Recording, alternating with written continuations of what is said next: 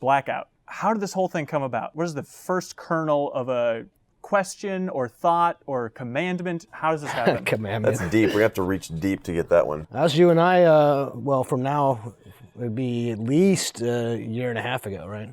Yeah, well, I mean, what it evolved into, I mean, there's been lots of kind of ideas explored along the way. I think like the very, very first kernel, if you remember, right after we shipped Black Ops 3.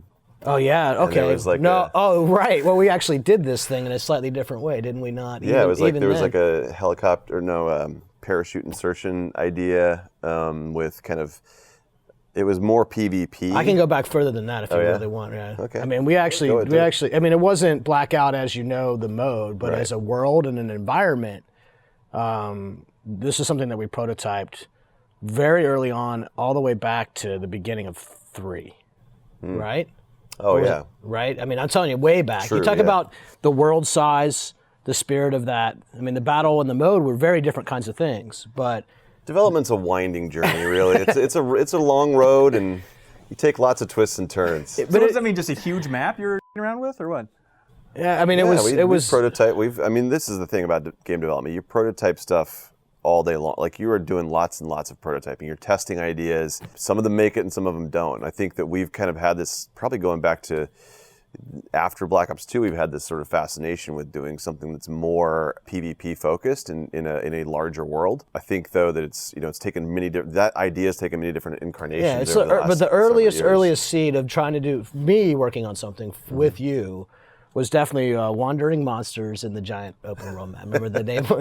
So yeah. Is that literally monsters or what? No. It's like it was like monsters, like if it was like RPG world, but in our world it was like soldiers or stumbling upon encampments and that. So that's so you can even see the zombies in Blackout. Just to bring this back to the game mode, like they are wandering monsters. They're not in the same place.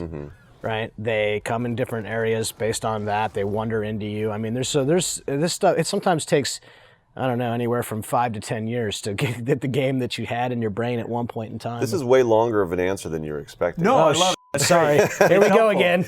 You turned us on. This is what happens. But where it kind of comes back to what Blackout is, I think that how we were watching and perceiving the phenomenon of Battle Royale last year, as it sort of kind of landed at the beginning, early last year. Is probably the way that a lot of people did through live streaming. We were watching a lot of Twitch streams, and like, damn, this type of entertainment was amazing to just kind of sit and watch. You get hooked on it. You're just watching people play this mode in the survival mode, and like it has this story to it. So you're watching a lot of Twitch streams, Battle Royale games, and then you say, well, surely we could never actually fit it into Black Ops 4. That release is coming up quick, right? Or how does that conversation happen to like, we're getting on this conveyor belt? Do you know us at all? Tell me, how does it work? Fearless Treyarch. Typically it starts with that little seed of an idea, and then you kind of go and start gathering a group of people that have like-minded sort of sensibilities around it, and you start prototyping things. And Dan's like, you got to play this, and you got to play that. Or I might sneak around and say, hey, can you just get some how long would it take to get really high player counts? Do you know how much it drives me crazy when he's sneaking around? But, it gets you started and kicks off a movement, and then at some point something happens and it's magic. Just started with major player counts first, and sort of just seeing like what were the capabilities of, just pressing the limits of where the engine is and what was capable in the network. Yeah, and we had started, on Black Ops 4 at the very beginning, we had started on building out our tool set in our engine. Call of Duty has typically, it's evolved out of a corridor shooter. It's a really small, tight, focused kind of combat engagements. Not really the type of game that's built around large, massive open spaces, but we've been, since the early days of Black Ops 3, experimenting with how do you get larger spaces and how do you make kind of more emergent gameplay around much larger levels that didn't actually, that aren't actually in the game. We started building, and we have this, this kind of technology called super terrain, where we're just built, the level designers and artists can create massive amounts of space really quickly and efficiently, where they patch these large, big terrain pieces together, and we've developed tools where they can essentially go in and paint props and textures, and they actually get to be more like artists in how they create the worlds, and it's much faster, much more efficient than we've ever had before. Used just for the Blackout map? No, it's used in multiple places in the game. Super trains used lots of places. It's what allows us to do a map like Blackout so large. Okay. It is, yeah, it's pretty crazy. Could you guys have avoided this genre or the subgenre if you wanted to? Is it just like Battle Royale, there's no avoiding this freight train, we have to do it? That's a really good question. I don't know. I mean, there's so many folks inside the building that are fans of the genre, myself included. I became a fan fast, became a fan, and then it consumed me, like most things do.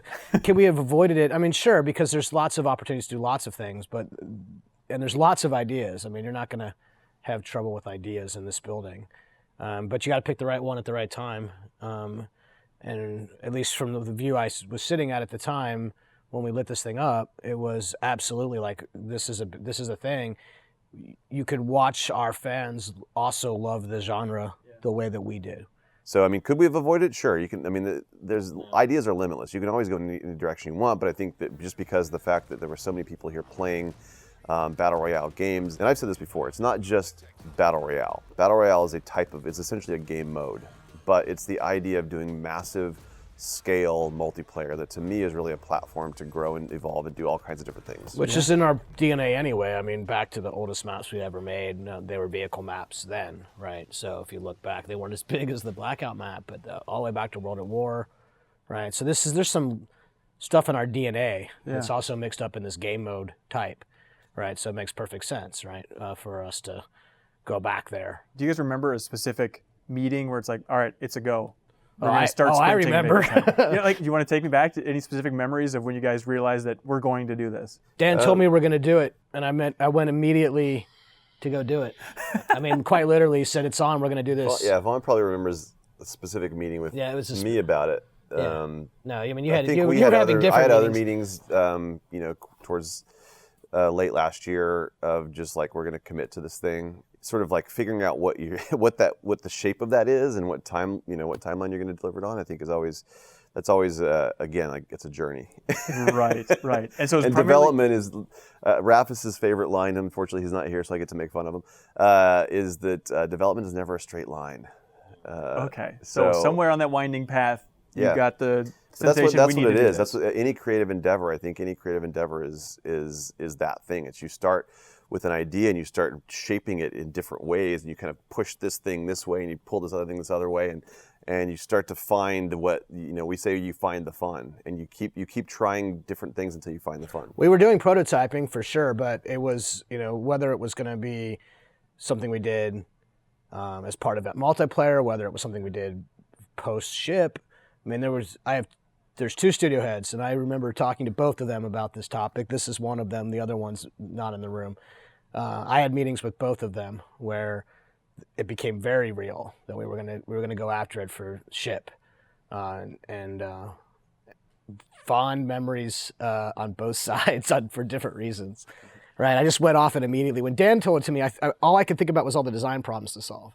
So I was immediately in the lab, right?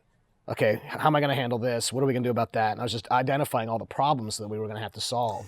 The number that we've talked about, the 1,500 nuke towns, that actually came out of trying to figure out how big of a map we wanted to make, and we needed some scale reference. And we're like, okay, let's take a map that everybody is extremely familiar with, that the intricacies of inside and out. And there was, of course, Nuketown, which we've delivered, with every game in the Black Ops series, that everyone knows inside and out, and you have a real sense of scale in that map. So it's like, okay, that's our point of reference. That's our scale reference. Let's figure out how many of these the world looks like, Excuse me. With that tech that I had talked about. We had developed, I think one of the biggest spaces that we had made just to test the boundaries of it was 12 miles by 12 miles square. So it was a massive... Too big. It was obviously that kind of space it wouldn't be good for gameplay in this type of mode because it was too big, but that was us trying to push the boundaries of our tech to see when did things start to fall apart or outside of what boundary and scale. What did you learn about your tech through the process, both with player count and map size? Was it a huge challenge just to renovate? It's actually not as hard so this is a designer talking, right? You ask the graphic engineers, they probably have a different perspective on this than I would, but I watched us bust through hard-coded limit after hard-coded limit after hard-coded limit, And I think that in general, this building is just happier when it's got some big mountain to climb. And if you just look at all these limits, the limits are not, they're just a limit. They're a hard-coded limit, right? You turn the number up and you see what happens, and you turn it up again and you see what happens, and you figure out where it starts to break, and then you fix it. And this team, the graphics team in particular, the core online team, those two groups of engineers slammed through limit after limit after limit, and they were like, we don't know what's going to happen. So we said, let's go find out and work on it. And we did. And it's crazy. I mean, it's crazy how fast. Yeah. People are at their best when they're solving hard problems. People are at their best when they're challenged and they're doing things that are outside their comfort zone. And I think that we've always tried to capture that spirit. That's kind of, I think, part of what makes Treyarch a great place to work and just a fun studio is that everyone's always trying to challenge themselves and push their limits to get to new boundaries. I mean, what was the mood? Was it insanity? Was it a sprint? Was it running around like everyone was on fire? Like, what was the mood as you're pushing these boundaries and limits here?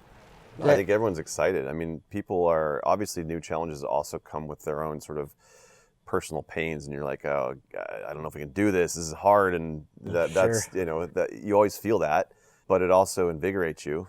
It excites you. I mean, it's like, there's nothing more thrilling than going for something that's just crazy, shooting for the moon. Was it scary overall to say this is going to be Call of Duty's stamp and one of the biggest? No, I think when you say this is going to be Call of Duty's stamp, it's almost really obvious what it needs to be when you say that, right? And especially when you say Black Ops, right? This is what it needs to be. There's so much new here for this building that everyone's piling on, which if you're trying to manage the project's complicated for sure, right? Because everybody's piling on, so you have to make sure that everybody's piling on in the right areas. But everybody wants to be a part of it, and that's what makes it awesome. So there were plenty of moments. There are plenty of moments where it just seemed like a hard hill. This is the kind of thing though. When we first did zombies, and we've talked about this a lot. When you first made zombies in World at War, and there were a lot of people kind of questioning, wow, should we do this? This is kind of weird. It's like Call of Duty with zombies. That's an odd. That's not really our brand, right? And that was kind of, there was sentiment around that whenever that game mode was being made back on World at War. But when you saw around the studio, everybody was playing it in their downtime, whatever downtime they had. Let's say they were, they're waiting on a build to finish or whatever. They just stick around for a couple extra hours after work and they're just playing it. And that's when you have something that's special and that is magic and is going to grow to be something much bigger than that. And that's what you see around the studio right now with Blackout. You see so many people clamoring to participate in playtest to the point where it's like you got to be like, hey, chill out. We actually have work to do, so like stop playing the game so much. I mean, everyone's piling onto those playtests and they can't wait for more. So it's one of those same feelings. Lots of effort on the map to sort of what kind of environments you'd have, right? Which ones would be good.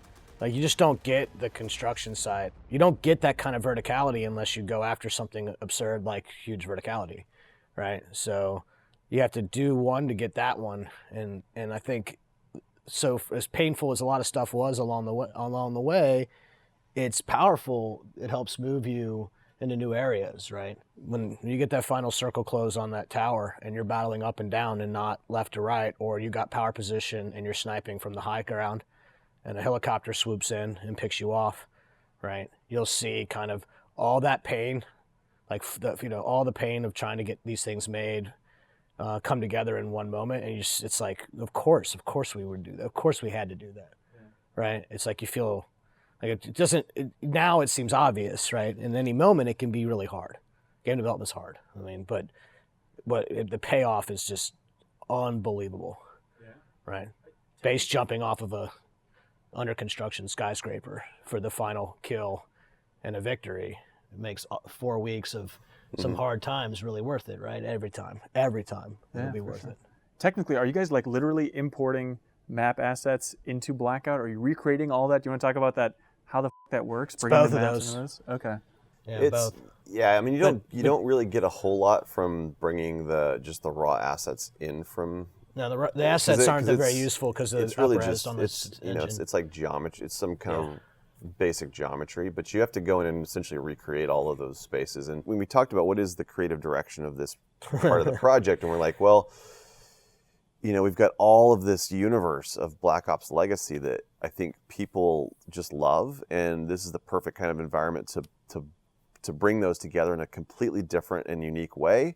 Then you look at each of those locations and you're like, well, it was this on this game, but let's give it a different twist. Let's give players a different perspective and a different angle on it. So, for example, with Nuketown, it's like, there's a lot of surprises in store for what is Nuketown in this map. It's not the Nuketown that you've played. It's something different. It's an island with bunkers.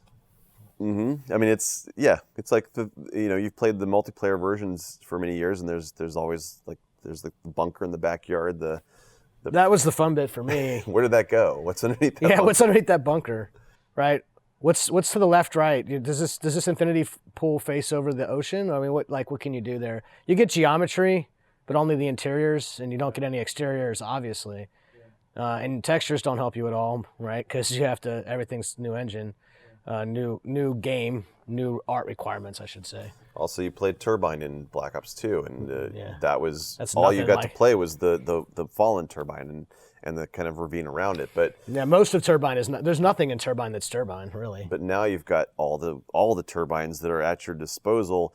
Grab a helicopter, you can fly to the top of one of those things, and then base jump off of it, and you get some extra height. Like that's the kind of emergent behavior in the opportunity. We're like, where did these turbines come from? They came from this turbine factory. It's right next door, didn't you know? So I think that's been the fun bit. It's not just imported geometry or textures or models, right? It's how you get to expand that. Yes, that idea. Yes, the classic, but expanding is a big deal. Yeah. I've never been on the roof of this building before. So everything's hard. Game development's nearly impossible. Is there one thing that was like the most challenging thing for building out Blackout? The most challenging? I'll give you one perspective. Yeah. It's like forming a brand new team, right? To build Blackout, it's a huge map. So you have to build a team to do this development and figure out what that means, and lots of new players and faces and people who haven't traditionally worked together before. And our partners with Raven as well, who helped us out in many areas. Like that was hard, right? That's harder than say actually what you want to make, I think. And that's one angle, right? As a guy who's trying to manage that team, that can be very, but also incredibly satisfying when you see everyone somehow everyone gels and it builds itself up, and you get to where we are right now. Sometimes I don't even know how that happened. Right. Certainly wasn't some witty email I sent that did that. Do you want to talk about Raven's involvement in the history of Blackout? They've been good partners for us for many years. I mean, we've worked with Raven on several projects going back to, I want to say Black Ops 1, maybe Black Ops 2. But we've been working with them for a long time, and we know a lot of the people over there on a very personal level. We have a good working relationship with them. They've been a great supporting team, just like they have on previous projects. So it's the same sort of group that's working the same way that they have in the past with us. Were they prototyping an early version of a Battle Royale as well, and then you guys kind of fused together? No, because I'm aware of.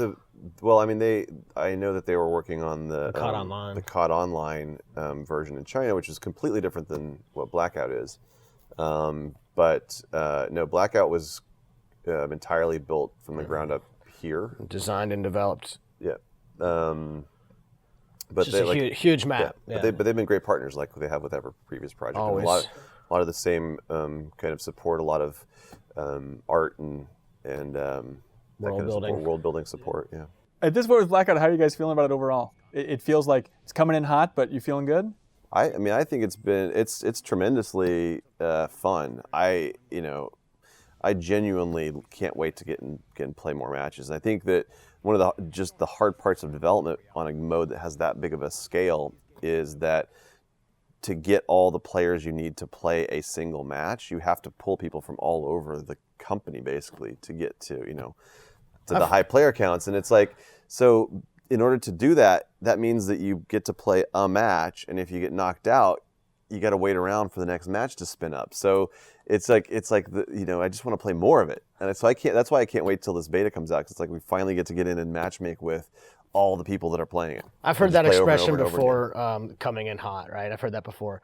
You'd have to work here to know how this building closes like nobody's business. So when you're down to like the art that you need for the screen to work right, and not the game mode doesn't work right.